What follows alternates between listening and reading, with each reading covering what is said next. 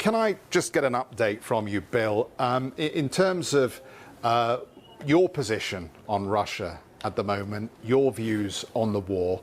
Just tell us how you think things are going and when ultimately we might see the end of Vladimir Putin. Well, first of all, Vladimir Putin started this war as a distraction war.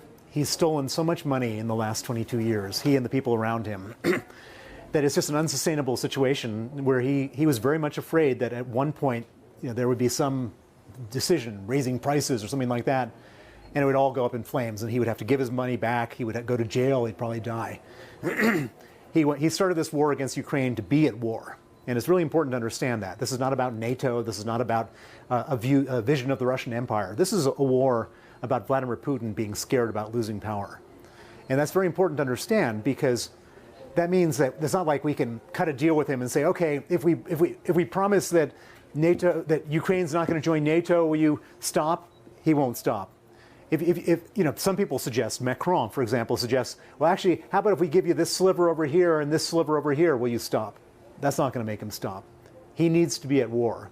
And if he stays at war and somehow gets Ukraine, the next stop is Estonia or Poland or something like that. And so we have to do everything we can to help the Ukrainians stop him. And they've done a pretty good job. They've fought him off in Kiev and south of Belarus, and they're holding him back.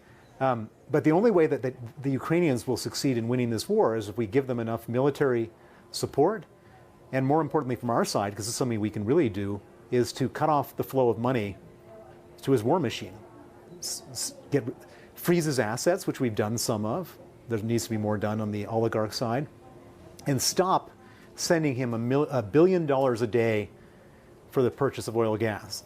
Why are there still unsanctioned oligarchs at the moment, given that their existence really relies on approval from the Kremlin? And largely they will have got their assets in the same way that those who were sanctioned got their assets, stealing from the state. So why are they not on the list? Well, I don't sit inside the room where they make the list, but what I can say is that they should all be on the list. As you say, there's no such thing as an oligarch, an independently wealthy oligarch. They're all dependently wealthy on Vladimir Putin. They're only oligarchs at his permission. He could take it away from them in a second. So every oligarch is effectively complicit, with maybe 1-2 exceptions. And I would guess that the reason that they're not all sanctioned today is that they will eventually all be sanctioned.